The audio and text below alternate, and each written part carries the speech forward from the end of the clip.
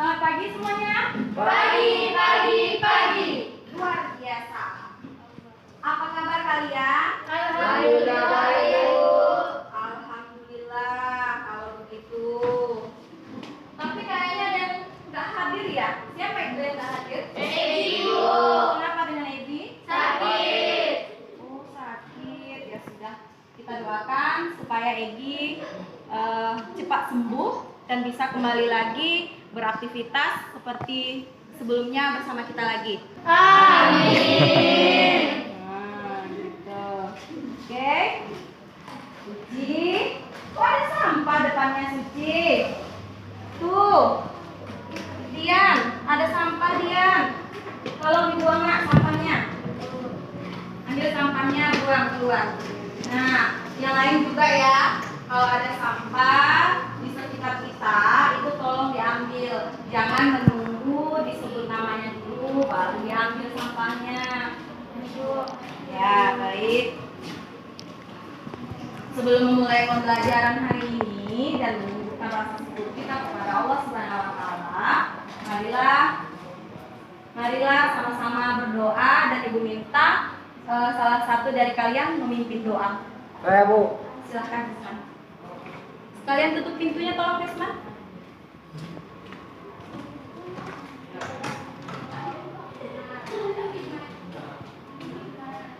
Sebagai puji syukur kita atas rahmat yang diberikan kepada kita pada pagi hari ini, sebelum memulai proses belajar mengajar, mari kita berdoa mulai.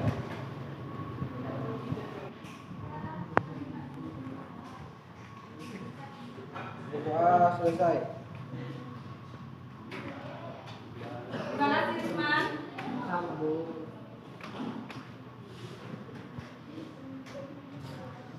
Ibu absen dulu ya. Nanti kalau Ibu panggil namanya, kasih tahu Ibu hadir apa tidak.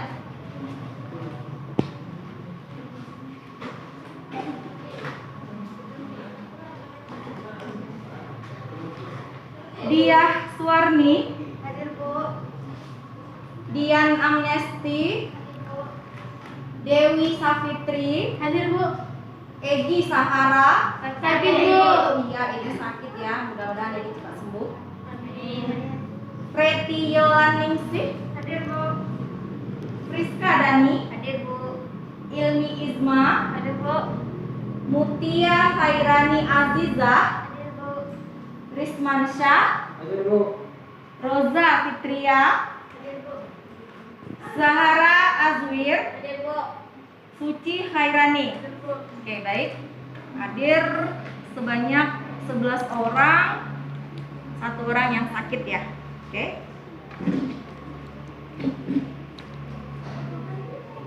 Nah, hari ini kita melanjutkan pertemuan yang minggu kemarin. Masih dalam materi kesehatan. Kesehatan apa? Reproduksi yang lainnya. Ya, reproduksi. Tapi hari ini nanti kita akan fokuskan sasarannya nanti pada remaja. Berarti udah mulai membaca ya handout-nya. Udah tahu apa yang bakal dibahas hari ini.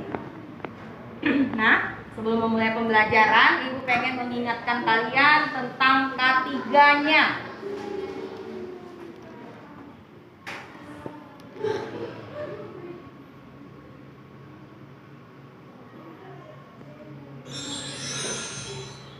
Nih, ini Ibu ada tayangkan gambar seseorang dengan posisi duduk yang benar. Ayo, udah benar belum cara duduknya?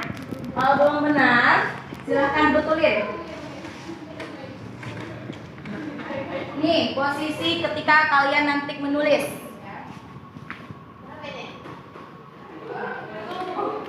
Nah, caranya begitu. Duduk tegak dengan punggung lurus. Ayo, tegakkan tubuhnya, punggungnya lurus dan bahu ke belakang. Udah? Kemudian kakinya itu dibentuk sudut pada lututnya, yakni sudut yang benar. Yang benar itu adalah 90 derajat ya. Artinya telapak kaki harus menyentuh lantai ataupun nanti di tempat tempat kaki kursinya. Nah, hindari menyilang kaki. Nih bagi perempuan yang kebiasaan duduk menyilang kaki itu tidak boleh. Harus dengan posisi kaki yang benar. Apalagi nih yang suka sambil nggak sadar goyang-goyang kaki, itu nggak boleh ya. Kemudian ketika kamu tidak sedang dalam keadaan menulis, itu istirahatkan lengannya dan sikunya di meja. Bisa diperhatikan? Baik. Kita lanjutkan. Masuk ke ini, ke pertemuan kedua ini nanti kita akan membahas dan meminta kalian untuk menguraikan apa itu kesehatan reproduksi remaja.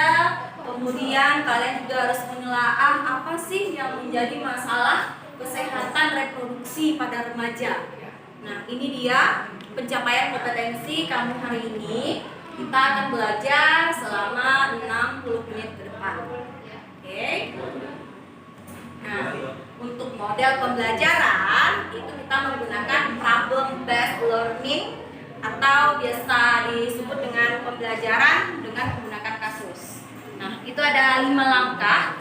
Yang pertama nanti kalian diorientasikan pada masalah. Kemudian kalian akan diorganisasikan untuk belajar. Nah, kemudian kalian akan ibu bimbing nanti dalam penyelidikan kasus dan permasalahan yang sedang kamu ini selidiki. Nah, setelah tahu kasusnya, nanti kamu mengembangkan, mencari solusi dan akan menyajikan hasil karya kalian dan masuk ke tahap terakhir. Nanti kita akan menganalisa dan mengevaluasi proses pemecahan masalah yang sudah kalian kerjakan. Jadi kesimpulannya nanti ini dia aktivitas kalian hari ini. Tuh, poin pertamanya nanti ibu kasih kasus. Ibu tampilkan kasus, dia semacam cerita. Kemudian ibu tanya nanti kira-kira apa masalahnya. Nah, kalian harus menetapkan masalah dari kasus tersebut. Paham?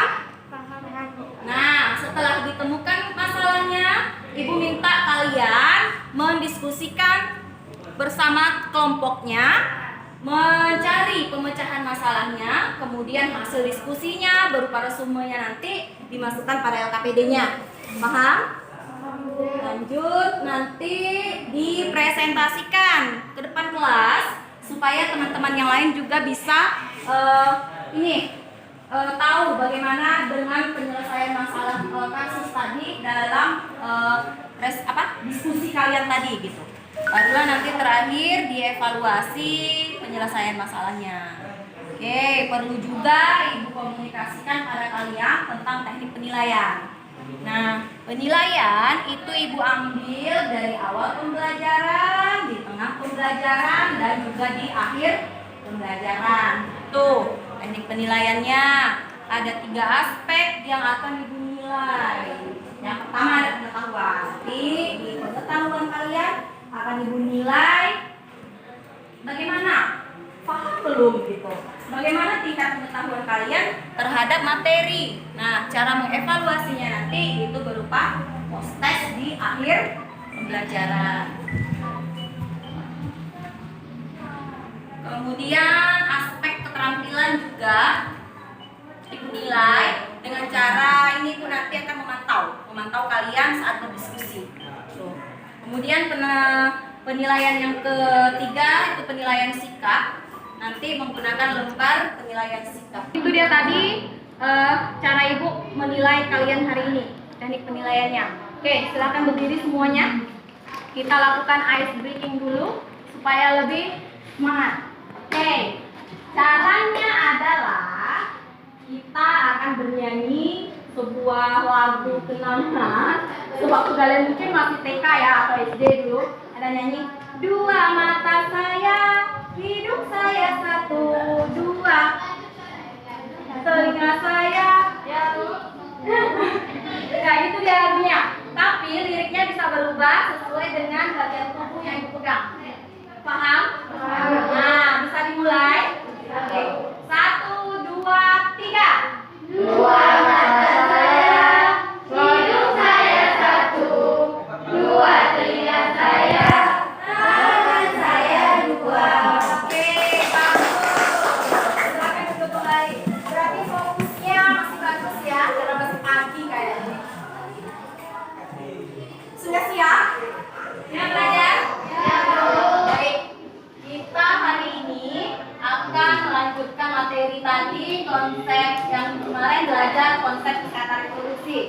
di minggu kemarin itu kita sudah membahas mulai dari definisi, konsep reproduksi, tujuannya, gitu kan, secara umum konsep reproduksinya. Nah, hari ini kita melanjutkan nih, pindah kita ke kesehatan reproduksi remajanya, tapi masih ada kaitannya dengan kesehatan reproduksi. Nih ada dua ruang lingkup pembelajaran kita hari ini, yakni yang pertama kesehatan reproduksi remaja yang akan kamu ini pahami nanti. Kemudian yang kedua, bagaimana sih masalah kesehatan reproduksi remaja gitu. Tuh ada dua ruang lingkup yang akan kita bahas. Nah, kira-kira manfaat dari pembelajaran kita hari ini apa? Nih, ada edukasi. Nanti kalau kamu misalnya sudah belajar tentang reproduksi remaja, nanti kalian akan bisa mengedukasi diri sendiri minimalnya, ya kan?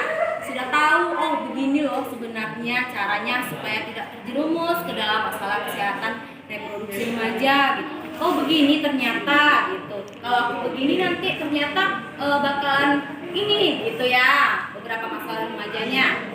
Contohnya saja menjaga kesehatan reproduksi remaja, menghindari keputihan. Nah, situ nanti bakalan kita bahas.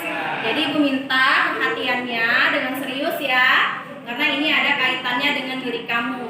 Kalian termasuk remaja atau bukan? Remaja. Ya. Nih, nanti kalau sudah paham tentang pembelajaran hari ini, minimalnya kalian mampu menjalani proses reproduksi secara sehat. Kalau sudah sehat reproduksinya, nanti kalian juga bisa menjadi yang sehat dalam segi apa? Segi kehidupan lainnya gitu. Oke. Oh ya, request lah dulu. Ibu pengen tahu, udah dibaca belum handout-nya? Ibu punya dua pertanyaan. Dalam dua pertanyaan ini kan kalian ada 11 ya. Berarti kalian harus ini nih, siapa cepat dia yang dapat nilai. Oke. Pertanyaan pertama, siapakah yang disebut remaja? Aku Bu. Kayaknya Dewi lah yang pertama tadi. Silakan Dewi. Masa remaja awal itu umur dari 10 tahun sampai 12 tahun. Masa remaja tengah umur 13 tahun sampai 15 tahun. Dan masa remaja akhir umur dari 16 tahun sampai 19 tahun. Ya betul sekali Dewi. Berarti Dewi udah baca ya finalnya Dewi? Keren Dewi. Oke lanjut. Ayo siapa yang cepat nih? Pertanyaan yang kedua. Apa sajakah masalah kesehatan yang terkait dengan reproduksi? Mutia kayaknya. Mutia. Gangguan menstruasi, Ya salah satunya. terus kelamin gatal, Kalau kelamin gatal, iya. keputihan. Keputihan, ya betul sekali. Nah, berarti sudah siap ya mau belajar soalnya nih Mutia, Dewi, dan yang lain-lainnya juga kayaknya sudah pengen jawab gitu ya. Oke, karena terbatas soalnya. Oke, lanjut. Terima kasih ya Mutia dan Dewi. Ya Bu. Dan yang lainnya juga.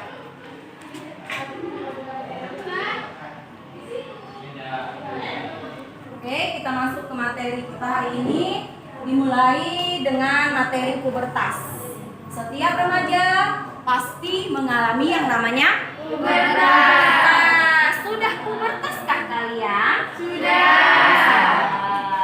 Nih Ibu ada video, silahkan disimak.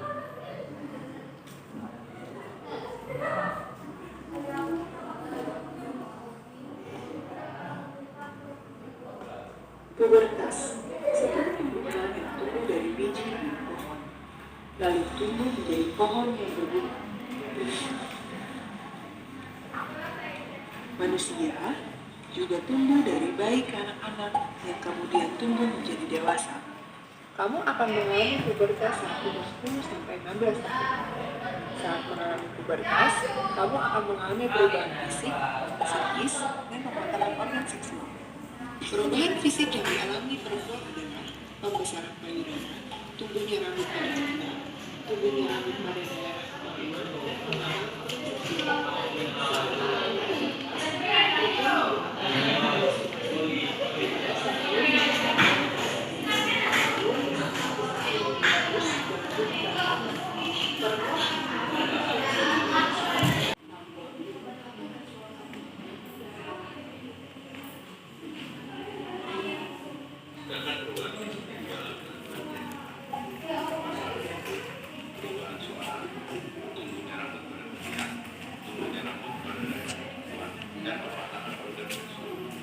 kamu juga akan mulai tumbuh jerawat pada muka dan badan saat mengalami pubertas.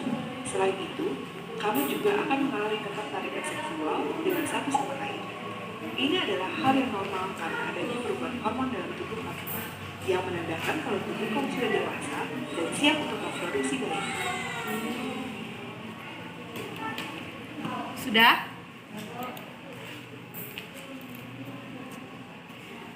Tuh, itu tadi materi tentang pubertas. Pubertas ini sudah pasti akan dialami oleh remaja. Kira-kira remaja ibu yang ada di kelas ini ada nggak yang mau berbagi cerita, berbagi pengalaman gitu tentang pengalaman dia saat mengalami pubertas? Silahkan yang mau berbagi cerita. Saya, Bu. Siapa? Oh, silahkan Betty. Dian ya, maaf salah. Saya menstruasinya waktu duduk di kelas 6 SD, Bu. Oh gitu, 6 Waktu kelas saya SD. berumur kelas 12 tahun. Terus yang ditayangkan di video tadi juga sudah saya alami, Bu. Gitu ya. Oke, terima kasih ya Dewi Dian. Maaf Ibu sering salah sebut nama. Dian, makasih Dian. Nah, itu yang perempuan. Ibu punya remaja laki-laki nih di kelas. Kebetulan sendiri dia yang datang. Yang kebetulan shiftnya hari ini. Ayo. Saya, Bu. Ya, silakan Risman. Saya lupa, Bu, kapan jakun saya tumbuh. Gimana Risman? Lupa pula. Lagi Risman, terus. Suara saya pun juga sudah berubah. Intinya semua yang ditayangkan tadi saya sudah mengalaminya. Sudah ya Risman? Sudah dialami oleh Risman. Bisa ya Risman lupa? Ada yang lupa kapan hari pertamanya datang? Kapan? Ingat, karena itu rasa ibu momen yang ini ya mungkin Risman kurang ini ya. Kurang ingatnya gitu. Terima kasih atas berbagi pengalamannya. Nih, di sini seperti yang disampaikan oleh Dewi tadi, masa remaja itu dibagi atas 3 tahap sesuai dengan usianya ya. Yang pertama, masa remaja awal itu 10 sampai 12 tahun. Remaja tengah itu usia 13 sampai 15 tahun. Kemudian masa remaja akhir usia 16 sampai 19 tahun. Selama masa itu akan terjadi yang namanya perubahan pada fisik. Nih yang disampaikan oleh tayangan video juga kedua temannya tadi. Nih ada perubahan pada fisik laki-laki maupun perempuan. Nah, kalau di gambar ini dinampakkan yang pertumbuhan dulu ya. Kalau laki-laki itu nanti usia remaja akhirnya bakalan keluar bulu halus gitu kayak semacam jenggot. Kalau yang perempuan itu yang ditampakkan ke Katie ya, ada bulu halus di bawah ketiaknya gitu. Itu wajar karena itu memang termasuk ke dalam pertumbuhan remaja. Nih, remaja tumbuh. Nah, harus diperhatikan juga dengan kesehatan reproduksinya. Karena memang masa pertumbuhan remaja itu mengalami perubahan-perubahan. Yang pertama pada fisik seperti tadi yang disampaikan teman-temannya. Kemudian juga psikososial. Nah, coba perhatikan. Yang dulunya dia anak-anak, usia anak-anak, kemana ibunya dia ngikut. Ibunya sampai mau BAB tuh gedor-gedor, ya kan? Mama, gitu. Itu usia anak-anak. Nah, memasuki usia remaja masih nguntit sama mamanya. Nah, pada usia remaja itu terjadi perkembangan psikososial. Mulai ya berteman, mulai ngikut teman, malahan terkadang mau dipeluk sama orang tua, mau disayang gitu sama orang tua, dia udah mulai menghindar karena dia ngerasa jangan lama, malu gitu ya. Tuh, itu wajar karena memang ada perkembangan psikososial, lebih dekat dengan teman sebaya. Nah, kata tayangan tadi mulai naksir, ya. Tumbuh rasa suka terhadap lawan jenis. Itu hal yang wajar karena memang terjadi perubahan psikososial pada remaja. Kemudian ada juga nih perubahan di reproduksinya. Tuh, tadi seperti cerita Dian, dia umur 12 tahun sudah menstruasi. Nah, berarti pada usia 12 tahun Dian sudah mengalami perubahan pada organ reproduksinya. Sel telurnya sudah matang, kemudian masuk ke dalam tuba falopinya ya, organ reproduksi yang kita bahas minggu kemarin. Masuk ke tuba falopi menunggu pembuahan. Tidak terjadi pembuahan, dia luruh, kemudian jadi siklus menstruasi, begitu dia. Nah, nih tapi reproduksi, nih perubahan pada reproduksi bisa menimbulkan beberapa masalah nih yang bakalan kita bahas. Masalah kesehatan reproduksi. Tuh dia, ada beberapa masalah kesehatan reproduksi pada remaja. Yang pertama kita mulai dari ini dulu. Kita dari keputihan dulu. Nih, keputihan biasa memang dialami oleh remaja. Ini menyangkut ke organ reproduksinya ya. Organ reproduksinya ada rasa gatal atau mungkin rasa panas terbakar gitu. Bahkan ada yang mengeluarkan cairan yang 3 tingkatan warna tergantung ke jenis ininya, keparahannya gitu. Mungkin awalnya putih, kemudian kuning, bahkan ada yang kehijauan. Itu sudah termasuk masalah reproduksi. Kemudian ada juga yang mengalami gangguan menstruasi. Gangguan menstruasi. Perempuan nih yang mengalami, Risman enggak ya Risman? Risman tidak akan mengalami gangguan menstruasi karena tidak akan mengalami menstruasi. Kemudian ada juga masalah remaja perkosaan. Nah, zaman sekarang itu perkosaan tidak hanya menjadi alami oleh perempuan, bahkan anak laki-laki. Ada yang kenal istilahnya perkosaan pada anak laki-laki yang dilakukan oleh laki-laki? Sodomi. Jadi fokusnya itu sekarang punya anak laki-laki dan punya anak perempuan itu sama saja, ini yang harus sama-sama dijaga. Jangan sampai menjadi korban perkosaan. Kemudian masalah yang keempat ada seks bebas. Ini sangat dekat sekali dalam kehidupan remaja. Karena kan remaja ini masih labil ya, masih labil, memang butuh bimbingan. Kalau salah teman nanti takutnya salah pergaulan, terjerumus ke seks bebas. Nah, ini sangat berbahaya sekali. Karena seks bebas itu dekat sekali dengan KTD. Apa itu KTD? Kehamilan tidak diinginkan. Kalau sudah yang namanya seks bebas itu sangat rawan sekali yang namanya hamil. Hamil di luar nikah berarti tidak diinginkan kan kehamilannya. Nah, apa yang bakal dilakukan selanjutnya kalau sudah KTD? Aborsi.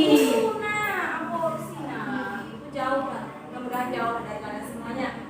Tuh aborsi. Aborsi yang dimaksud di sini adalah aborsi yang tidak aman. Maksudnya itu yang terkait dengan KTD tadi. Nah, ada juga kasus pernikahan dini.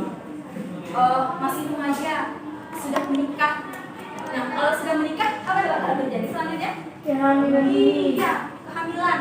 Nah, usia remaja sudah hamil, itu sangat berisiko baik terhadap ibu dan anaknya. Seperti kita bahas minggu kemarin, itu akan mengganggu kesehatan ibu dan anak.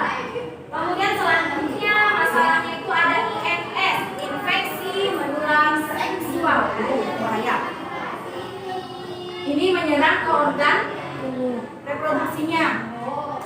Kesehatan reproduksi selanjutnya ada HIV dan AIDS. Ini biasanya penularannya itu bisa dari kalau kita kaitkan ya dengan kesehatan reproduksi, itu pengaruhnya karena memang adanya seks bebas bergonta-ganti pasangan gitu. Nah, kalau ada ibu dengan ibu hamil dengan kondisi HIV, itu akan menularkan kepada janin yang dikandung gitu. Itu bahaya dia. Nih, kita fokus ke gangguan menstruasi. Ada dysmenorrhea, kemudian menorrhagia, amenorrhea, dan oligomenorrhea. Kita mulai dari dysmenorrhea. Dysmenorrhea ini merupakan nyeri haid. Tuh, ada gambar seorang perempuan lagi meluk buli-buli panas. Dia mengkompres di area perut bawahnya. Kemudian dia pakai selimut. Nah, di mejanya juga ada secangkir coklat hangat. Iya, coklat hangat gitu. Dia berusaha biar rileks gitu ya, untuk menghilangkan nyeri haidnya. Tuh salah satu teknik non farmakologi untuk menghilangkan dysmenorrhea. Kemudian gangguan menstruasi yang kedua ada menorrhagia. Menorrhagia itu merupakan, tuh ada gambar di sebelah, terlihat organ reproduksi wanita mengeluarkan darah haid yang banyak sekali. Itu dia namanya menorrhagia. Kemudian ada amenorrhea. Amenorrhea ini terbagi dua, ada primer dan sekunder. Amenorrhea ini merupakan gangguan menstruasi. Kalau yang primer itu dia terlambat dapat haid pertamanya. Pubernya dia sudah puber, udah payudaranya sudah tumbuh, yang lain-lainnya sudah, tapi dia belum mendapatkan mens pertama gitu. Itu disebut dengan amenorrhea primer. Kemudian ada yang namanya amenorrhea sekunder. Kalau yang amenorrhea sekunder itu dia sudah pernah haid atau menstruasi, tapi menstruasinya itu terhenti gitu. Kok sudah 3 bulan, 4 bulan, 6 bulan gitu ya? Kok nggak haid sih gitu, mikirnya seperti itu.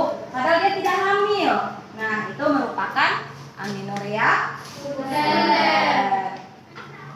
Tuh kita fokusnya, satunya lagi ada oligomenorrhea. Ada pertanyaan? Tidak? Itu ada video tentang menstruasi. Silahkan disimak. Rata-rata siklus menstruasi adalah 21 sampai 35 hari. Kalau belum teratur, jangan khawatir. Normal kok di masa pubertas. Siklus ini dihitung dari hari pertama menstruasi yang terjadi dari 2 sampai 7 hari. Hari ke-8 sampai 13, tubuh kita mempersiapkan rahim menuju masa subur. Hari ke-14 sampai hari ke-18, tubuh kita mengalami masa subur, di mana kehamilan bisa sangat terjadi.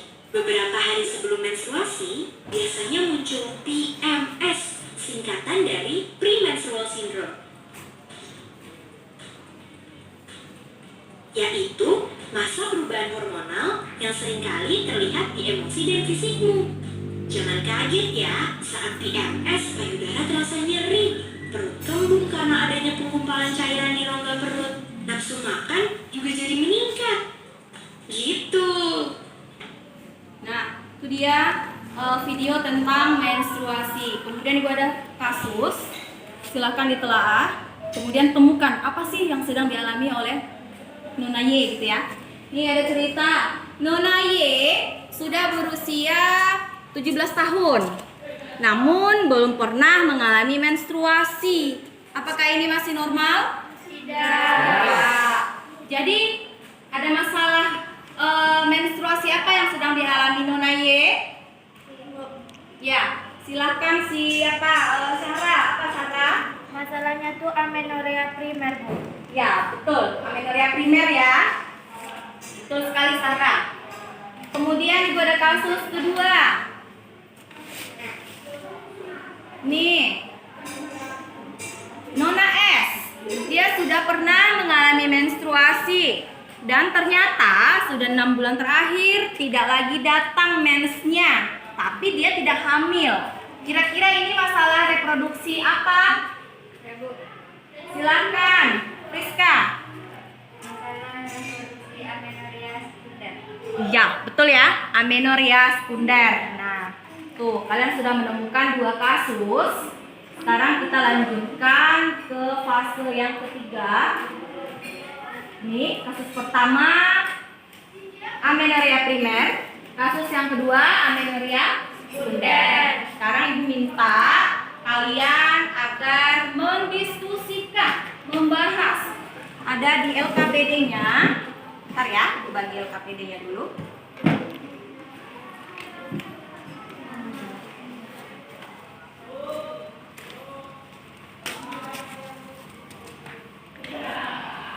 Di LKPD-nya ini sudah ada masalah seperti yang ibu tayangkan tadi.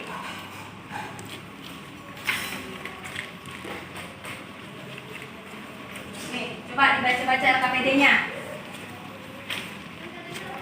Ada amenorrhea primer dan ada amenorrhea sekunder. Ibu harus membagi kalian ke dalam 2 kelompok. Ibu nengok absen dulu. Nih, kelompok 1 Dian, Reti, Risman, Roza, Syahra, dan Suci. Itu kelompok 1. Kemudian kelompok 2 ada dia, Dewi, Friska, Ilmi, dan Mutia. Setuju dengan kelompoknya? Setuju. Silakan bentuk kelompok, duduknya berkelompok gitu. Kemudian kalian diskusikan masalah kasus ini. Nah, berarti baru bagi nih. Kalau kelompok 1 itu membahas tentang amenorrhea primer, kelompok 2 amenorrhea sekunder. Sesuaikan pertanyaan yang ada di LKPD. Silahkan berkelompok. Waktu berdiskusi itu ibu kasih selama 10 menit, 15 menit lah. Boleh meningkat? Boleh, silakan. Diambil handout-nya, diambil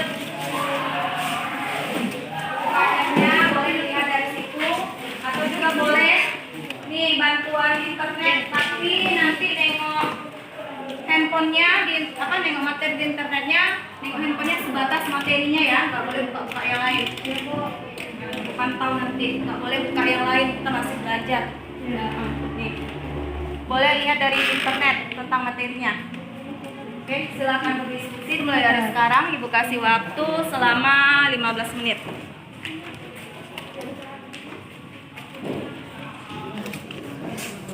Nanti kalau ada masalah atau kendala, boleh tanya sama ibu.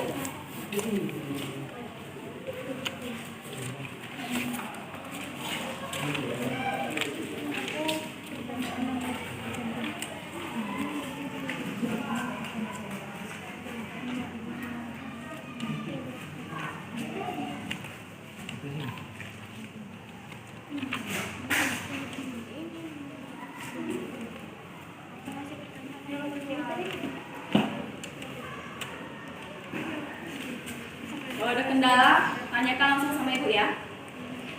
Di situ ada 2 pertanyaan. KKPD-nya tuh dibaca pelan-pelan. Apa maksud pertanyaan ibu? Jangan sampai salah paham atau miskonsepsi.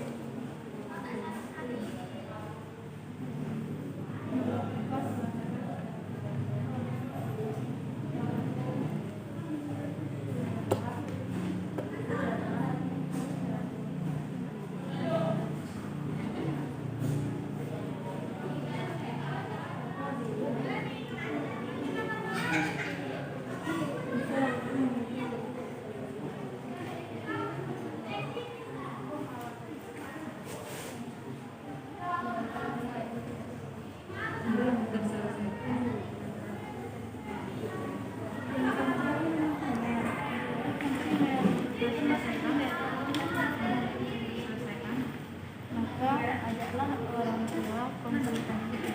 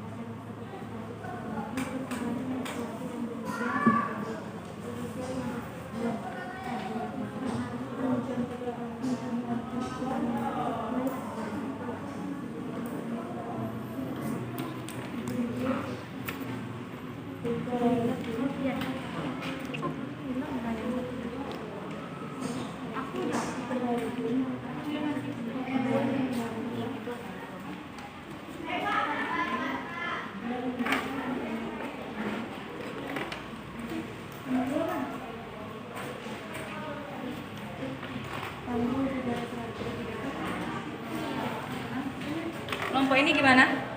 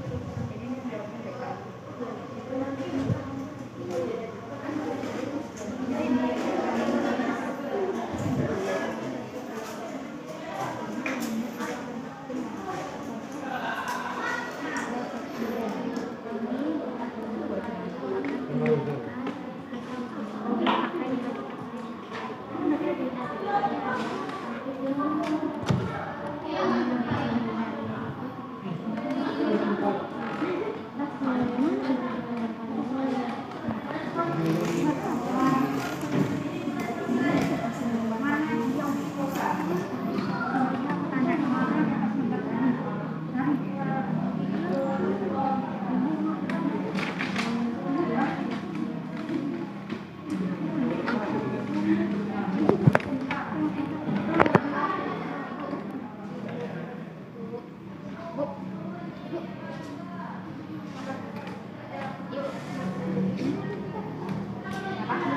Pak,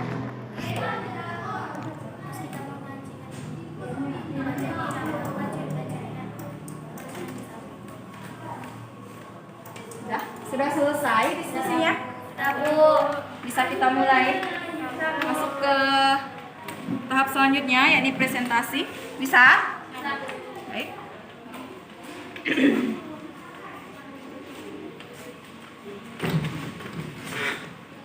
Berarti kelompok 1 yang presentasi pertama ya.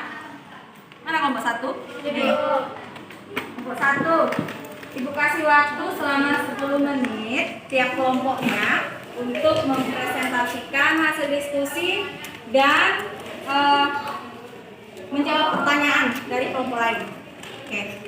Bisa dimulai dari sekarang? Nah, silakan. Siapa yang jadi moderator? Iya. Silakan. Assalamualaikum warahmatullahi wabarakatuh. Waalaikumsalam warahmatullahi wabarakatuh. Kami dari kelompok 1 akan menyajikan hasil diskusi kami yang akan dibacakan oleh Syahra Azbel kepada Syahra di titik 1. Diskusikanlah bersama teman kelompokmu tentang hal apa saja yang harus kamu lakukan ketika kamu ataupun temanmu sedang mengalami salah satu dari kondisi di atas sebagai solusi dalam menyelesaikan masalah, dan adakah yang bisa dilakukan sebagai pencegahannya. Amenorrea primer yaitu ketika seorang perempuan telah mengalami perubahan lain pada masa pubertas, tetapi belum mengalami menstruasi dan berusia 15 tahun. Yang harus dilakukan ketika mengalami amenorrea primer adalah 1. Beritahu masalahnya kepada orang tua. Kemudian ajak orang tua untuk berkonsultasi ke dokter. Untuk tindakan pencegahannya amenorrea primer yaitu dilakukan dengan cara 1. Rubah pola hidup sehat, cukup beristirahat, hindari berolahraga dan beraktivitas berlebihan, jaga pola makan yang sehat dan tidak menahan nafsu makan, dan hindari stres. Ya. Silakan moderator. Itulah diskusi kami. Jika ingin bertanya, diwajibkan 3 pertanyaan. Silakan tanggapi kelompok 2. Adakah pertanyaan dari kelompok 2 terkait amenorrea primer?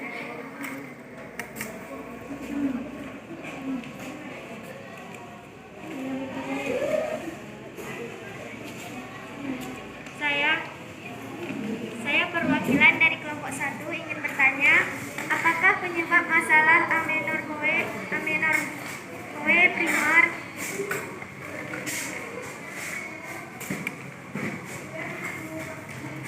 Yuk, tanggapi.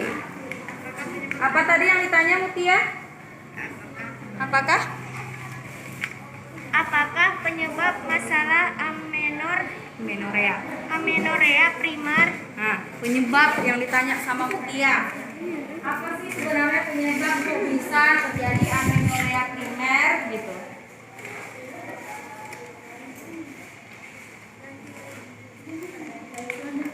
Pertanyaan. Lanjut dulu. Iya, Bu. Silakan. Sambil di ini ya, dipikirkan. Saya perwakilan dari Jawabannya. kelompok 2 ingin bertanya kepada kelompok 1. Apakah penderita amenorrhea bisa hamil? Tuh, apakah penderita amenorrhea primer bisa hamil katanya?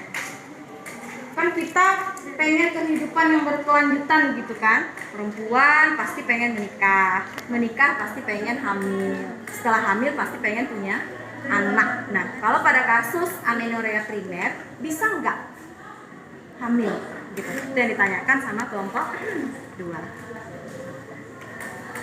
Kalau sudah bisa dijawab langsung. Saya perwakilan dari kelompok Suaranya Preti, kecil kali suara Preti. Saya perwakilan dari kelompok 1 akan menjawab pertanyaan dari kelompok 2, yaitu apa penyebab masalah amenorrhea primer? Jawabannya faktor keturunan, Yang pertama faktor keturunan. Nah, terus ada lagi ketidakseimbangannya hormon reproduksi, ya pengaruh olahraga yang hormon. berlebihan. 3 ya? Iya. Nah, Tuh, menurut kelompok 1, penyebab dari terjadinya amenorrea primer katanya itu pertama karena adanya keturunan.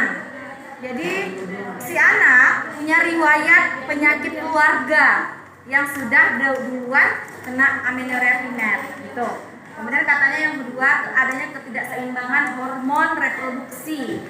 Nah yang ketiga karena aktivitas olahraga karena adanya aktivitas olahraga yang berlebihan. Itu menurut kelompok 1. Bagaimana kelompok 2? Pas. Nah sudah pas? Ya betul sekali ya yang disampaikan oleh siapa tadi? Preti, yaitu dia salah satu penyebab dari ini amenorrea primer karena adanya memang riwayat keluarga ya. Riwayat keluarga itu sangat mempengaruhi keturunan, ada kelainan genetik, kelainan bawaan sejak dia dikandung gitu, atau mungkin karena memang adanya tidak berkembangnya gitu organ reproduksinya gitu, sehingga seharusnya dia sudah menstruasi tapi tidak mens, karena adanya gangguan pada organ reproduksinya yang tidak berkembang. Tuh ya, kelompok 1 penyebabnya jelas ya? Ya Bu. Bisa lanjut pertanyaan yang kedua? Silakan. Siapa tadi yang nanya? Perhatikan jawaban dari tangannya. Saya perwakilan dari kelompok 1 akan menjawab pertanyaan dari kelompok 2. Bisa, hanya saja proses ini cukup langka. Sampai saat ini 5-10% kasus kehamilan pada penderita amenorrea primer. Maksud pertanyaannya tadi bisa hamil atau enggak gitu ya? Tuh, dijawab sama Risman katanya bisa, tapi sangat sedikit kemungkinan gitu ya. Sangat sedikit kemungkinan. Tapi lihat dulu penyebab primer penyebab amenorreanya apa gitu kan. Amenorrea primernya itu nanti mungkin kalau memang yang tadi bawaan, nggak ada rahimnya, berkembang kecil kali rahimnya, itu dia sulit untuk hamil, sangat sulit untuk hamil. Atau mungkin gangguan di organ indung telurnya gitu, ada gangguan di situ. Pokoknya sulit lah untuk hamil kalau untuk kondisi pasien yang amenorrea primer. Bisa, tapi sangat jarang. Sudah. Ada lagi pertanyaan? Ada satu lagi. Nah, satu lagi. Saya perwakilan dari kelompok 2 akan bertanya kepada kelompok 1. Misalnya ada seorang wanita menderita amenorrea primer karena rahimnya tidak berkembang. Apakah dapat berhasil jika melakukan program bayi tabung? Bisa nggak kira-kira? Dia rahimnya nggak berkembang kayak yang Bu sampaikan tadi, tapi dia pengen hamil gitu. Dia berinisiatif, oh gimana kalau kita lakukan bayi tabung, katanya gitu kan. Nih pasangan suami istri nih pengen punya anak tapi nggak bisa hamil secara normal. Nah yuk usahakan bayi tabung, tanya sama dokter gitu. Nah bisa nggak kira-kira?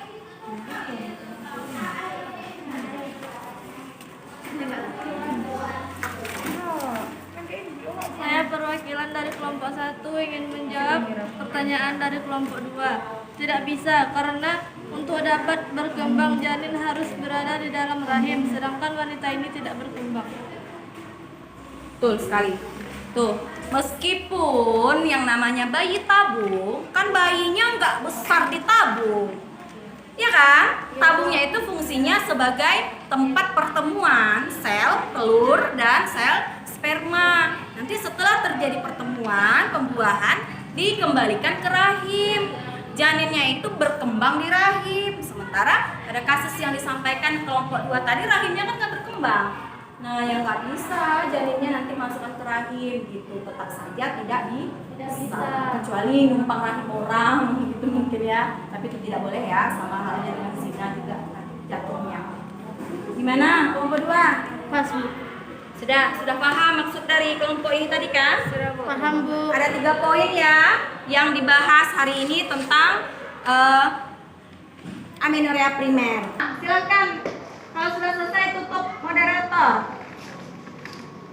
Itulah hasil diskusi kami. Jika ada kesalahan kami mohon maaf. Wabillahi taufiq walhidayah. Assalamualaikum warahmatullahi wabarakatuh. Waalaikumsalam warahmatullahi wabarakatuh. Lanjut presentasi dari kelompok 2. Duduknya ke sini, Wi. Biar temannya ini terlihat. Dah. Assalamualaikum warahmatullahi wabarakatuh. Waalaikumsalam warahmatullahi wabarakatuh. Kami dari kelompok 2 akan menyampaikan hasil diskusi kami tentang aminorea sekunder yang akan dibacakan oleh Ilmi Isma.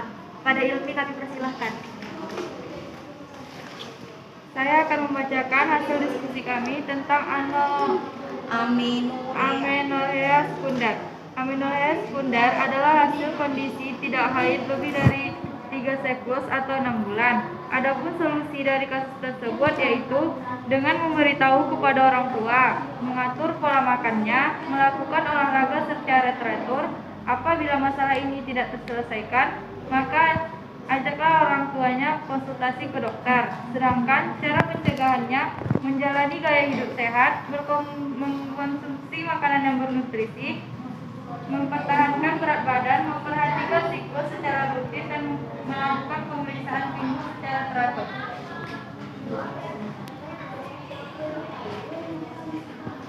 Itulah hasil diskusi kami. Apakah ada yang ingin bertanya? Ada. Dipersilakan. Tulen catat ininya ya, pertanyaannya. Saya dari kelompok 1 ingin bertanya kepada kelompok 2. Apakah dampak dari amenorea sekunder? Tuh, ditanyakannya adalah dampak.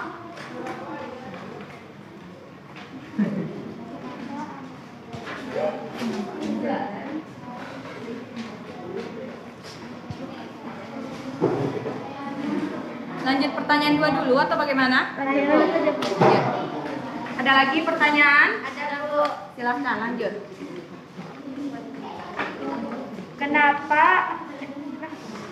Kenapa amenorea sekunder itu bisa terjadi?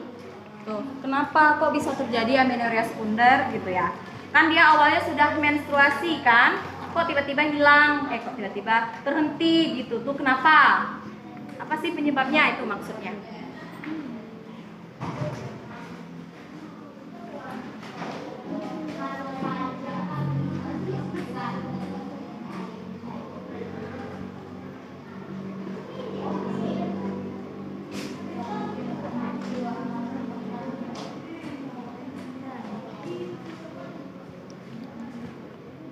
Nanti pertanyaan 3 aja. Sudah lanjut pertanyaan 3. Apakah amenorea sekunder bisa sembuh? Tuh, pertanyaan 3, bisa nggak sembuh? Bisa nggak disembuhkan? Kalau amenorea sekundernya gitu. Atau minimalnya jangan berulang lagi gitu ya maksudnya kan?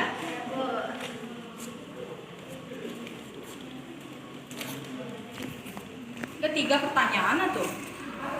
Jawablah. Saya dari kelompok 2 ingin menjawab pertanyaan dari kelompok 1.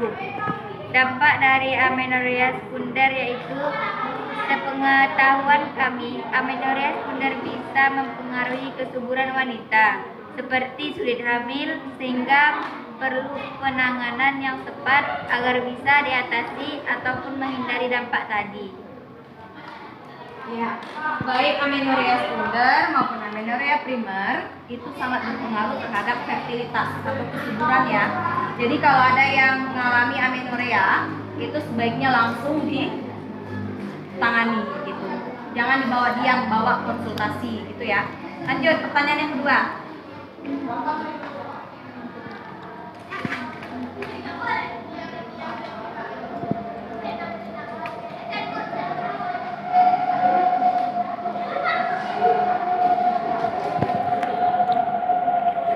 Saya perwakilan kelompok 2 akan menjawab pertanyaan Sekali suaranya. Kuatkan suaranya. Saya dari kelompok 2 akan menjawab persoalan dari kelompok 1. Kenapa amenorea sekunder bisa terjadi? Jawabannya karena yang kurang, penurunan berat badan berlebihan, olahraga berlebihan, dan gangguan indung telur. Itu apanya? Penyebabnya? Penyebab dari amenorrea sekunder gitu ya. Berarti ada gangguan di organ reproduksinya atau seperti yang disampaikan tadi ada olahraga yang berlebihan gitu, aktivitas berlebihan ya. Ya lanjut. Jawaban yang ketiga. Saya akan menjawab pertanyaan dari kelompok 2. Apakah amenorrea sekunder bisa disembuhkan? Cara penyembuhannya, amenorrea sekunder harus dilihat dulu apa penyebabnya. Misalnya hasil pemeriksaan dokter, penyebabnya itu karena gangguan hormon, berarti harus terapi hormon. Bagaimana untuk satu? Iya, kalau dibilang bisa sembuh nggak? Ya tergantung gitu ya. Penyebabnya itu apa? Kalau amenorrea sekundernya itu karena memang faktor dia stres, tentu dikelola stresnya bagaimana. Atau faktornya itu karena adanya ketidakseimbangan hormon, tentu hormonnya yang diterapi gitu, terapi hormon. Nanti dikasih obat-obatan sama dokter. Intinya apapun dia, mau sekunder mau primer, kalau mengalami amenorrea harus dikonsultasikan kepada dokter kandungan. Sudah 3 pertanyaan yang jawab? Sudah. Ya, tutuplah moderator. Itulah hasil diskusi kami. Lebih dan kurangnya kami mohon maaf. Kami tutup dengan wassalamualaikum warahmatullahi wabarakatuh. Waalaikumsalam warahmatullahi wabarakatuh. Oke, kasih dulu applause kita semua. Nah, hari ini kita sudah banyak belajar tentang masalah-masalah kesehatan reproduksi yang terjadi pada remaja. Mulai dari tadi kita bahas ada gangguan pada organnya kan, ada yang merasa organnya gatal-gatal atau keputihan ataupun gangguan pada pola siklus menstruasinya gitu. Nah, sudah dibahas. Kira-kira ada nggak pertanyaan yang belum dipahami ataupun mungkin yang masih mengganjal di hatinya gitu? Enggak belum ya? Paham. Nah, kita sudah masuk ke kegiatan penutup. Nih, kalau tidak ada pertanyaan tentang materi ajar, berarti Ibu bakalan minta kalian untuk menyimpulkan untuk penguatan kita kembali. Siapa yang bisa menyimpulkan untuk materi hari ini yang sudah kita bahas? Silakan, Sahra. Kesimpulan dari pelajaran hari ini itu, Bu, kita tuh agar kita tidak terkena gangguan kesehatan pada alat kelamin atau organ reproduksi, kita harus menjaga kebersihannya dengan cara membersihkan organ intim, satu mengganti celana dalam minimal 2 kali dalam sehari, dan mengkonsumsi makanan yang sehat, Bu. Ya, itu untuk menghindari keputihan ya, ataupun gangguan pada organ reproduksinya, gitu, organ keluar reproduksi kita. Oke, ada yang bisa menambahkan atau punya pendapat lain? Dia, ayo dia silakan. Sebagai remaja yang masih dalam masa pubertas itu, Bu, kita harus sering menjaga kebersihan organ kita. Ya. Terus kita tuh juga harus pandai-pandai jaga diri biar nggak masuk ke dalam seks bebas. Karena kan sekarang tuh kata Ibu tadi udah banyak perempuan yang hamil karena seks bebas. Iya, betul ya. Tuh, harus diperhatikan ya, Nak. Karena kita perempuan. Perempuan itu banyak sekali masalah reproduksi yang bisa dihadapi, bukan hanya tentang menstruasi saja. Tadi yang dibahas tentang kehamilan tidak diinginkan gitu ya, berlanjut nanti ke aborsi. Nah, sebelum sejauh itu, nah harus bisa menjaga diri, pergaulannya harus diperhatikan, jangan sampai salah berteman, nanti jatuhnya ke seks bebas. Kalau sudah seks bebas nanti jatuhnya ke nafsa. Nah, itu juga termasuk ke permasalahan remaja sekarang ini. pernikahan dini. Nah, itu juga harus dihindari supaya kita bisa menjadi orang yang sehat. Baik. Sudah selesai materi, sudah selesai diskusi. Saatnya Ibu mengambil nilai. Kita lakukan post-test. Persiapan untuk post-test. Bentar ya, Ibu cari dulu soal post-testnya. Oke, atur lagi duduknya. Jangan terlalu dempet kayak sedang diskusi. Ibu punya soal post-test.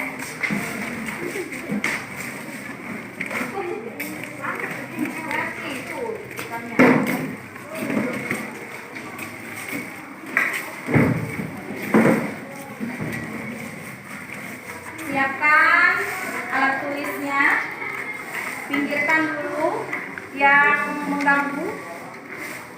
Ini ada soal post-test sebanyak 5 soal. Silakan dikerjakan dalam waktu 5 menit. Soalnya singkat-singkat saja. Nanti membaca soalnya itu hati-hati, karena soalnya ada beberapa yang tingkat berpikirnya tinggi. Nah, dimulai dari sekarang. Ibu kasih waktu 5 menit. Silakan dikerjakan.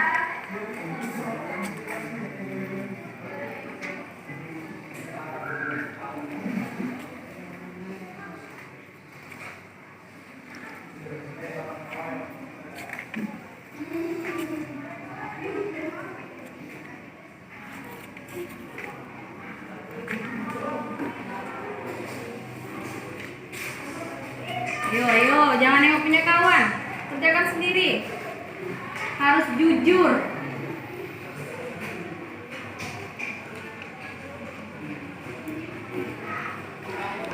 Ibu hanya ingin mengevaluasi sejauh mana kalian memahami materi hari ini.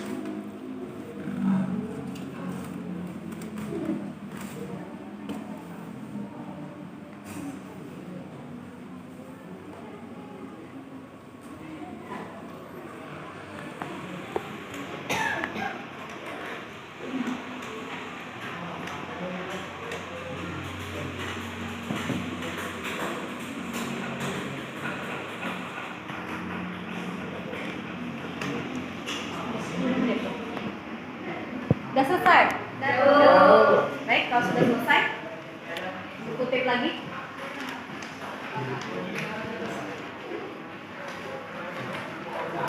Kira-kira benar nggak jawabannya? Benar, Bu. Coba Ibu tengok punya siapa ya?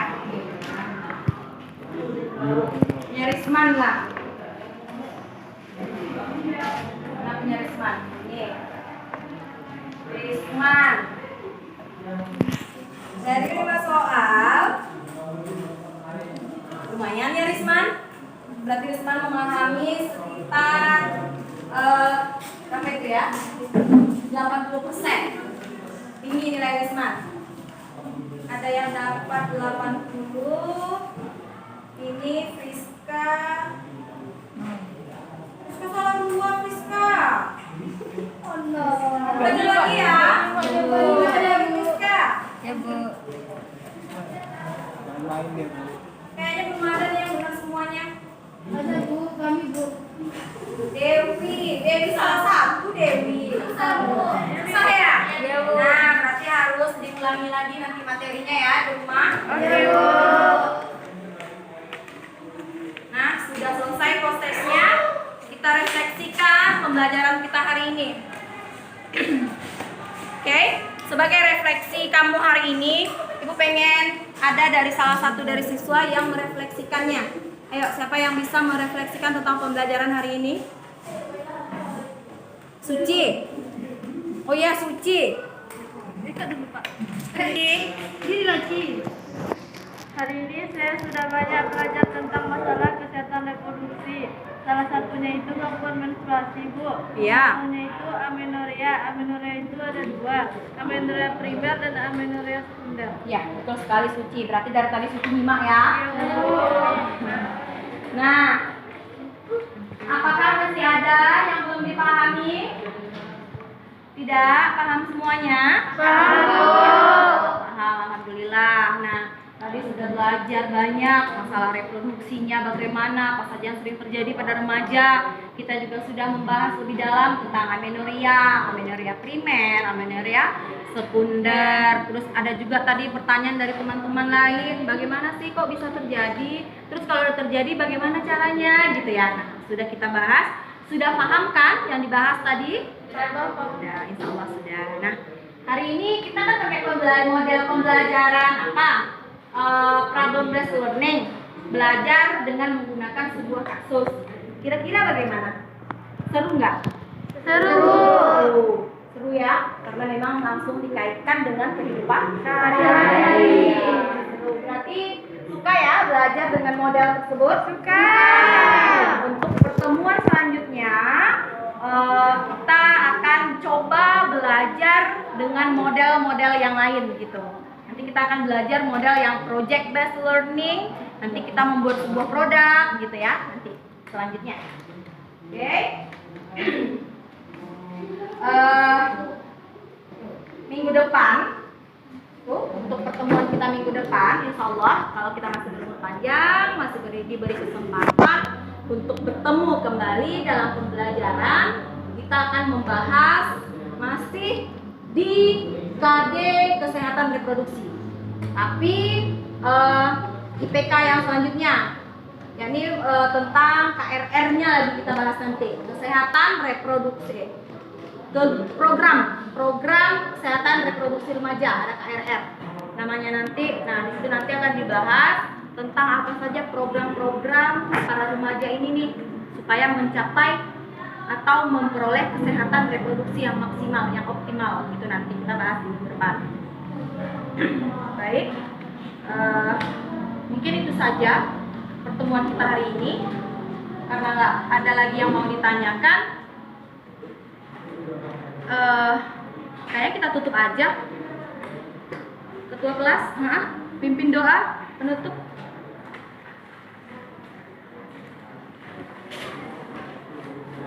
Sebelum mengakhiri proses belajar kita pada pagi hari ini, mari kita berdoa. Berdoa mulai.